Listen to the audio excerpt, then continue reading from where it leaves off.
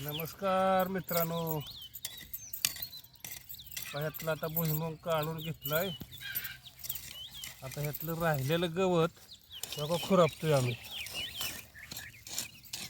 बघा हे सगळं सारं खुरपतोय बघा, कारण ह्यातलं गवत काढून घ्यायचं आहे. सारं स्वच्छ करायचं आणि सफाई करायचं.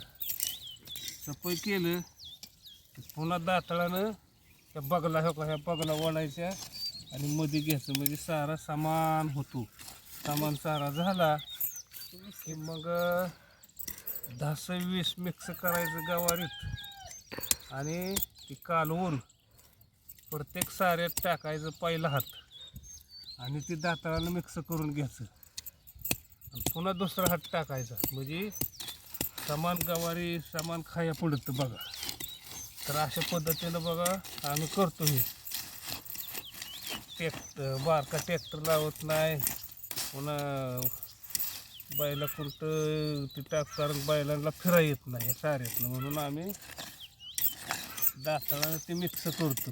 आणि कुठं राहिलेलं गवारी ही वर जर अशी राहिली माती तर ती मागं लेबर मुजवून टाकते. तर अशा पद्धतीनं बघा आम्ही गवारीची लागवड करतो आणि कमी खर्चात कमी कष्टात आणि उगवण बी चांगली होती बघा. आपण रान स्वच्छ ठेवलं होतं म्हणून घालवलं नाही. आम्ही भुईमुगात कुठलंच गवत ठेवलं नव्हतं, त्यामुळं आता हे आम्हाला वाईट सोपं जाते. बघा ही सगळं हे भुईमुगाचं बघा. हे आता हे भुईमुगाचं जे पाला आहे सगळं ह्यात मिक्स होऊन जातो आणि पुन्हा एक पाण्यावर 2 पाण्यावर खात होतंय, असं होतंय बघा. आणि आता ही गवारी 15 मेला